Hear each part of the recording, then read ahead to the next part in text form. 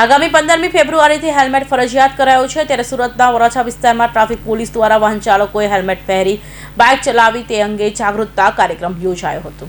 સુરતની વરાછા પોલીસ દ્વારા ટ્રાફિક જાગૃતિ કાર્યક્રમ યોજાયો હતો। વરાછા વૈશાલી 4 રસ્તા પાસે લોકોને ટ્રાફિકના નિયમ અંગે સમજ આપવામાં આવી હતી।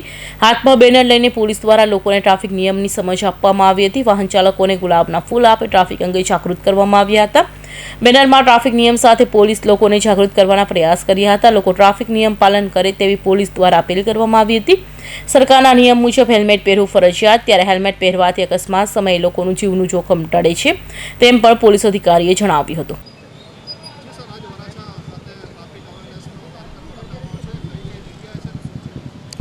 આજરોજ તારીખ 27/1/2025 રોજ મહેરબાન પોલીસ કમિશનર સાહેબ શ્રી અનુપમસિંહ ગેહલોત સાહેબની સૂચના મુજબ વરાછા પોલીસ સ્ટેશન વિસ્તારમાં સુરત પોલીસ દ્વારા ટ્રાફિક અવેરનેસ બાબતની જાગૃતિ બાબતનું એક મંથ અવેરનેસ પ્રોગ્રામનું ઉજવવાનું નક્કી કરવામાં આવ્યું છે।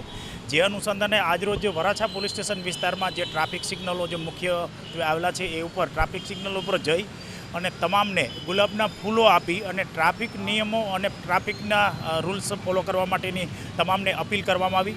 તેમાં ફરજિયાત તમામ દ્વિચક્રીય ચલાવતા વાહનના મિત્રો માટે એક ખાસ સૂચના કે હેલ્મેટ ફરજિયાત પહેરો તમે। આવતી 15 તારીખ સુધી હજી પણ અમે આ સૂચનાઓનો દોર શરૂ રાખશું। એના પછી અમે કાયદેસરની કાર્યવાહી કરશું।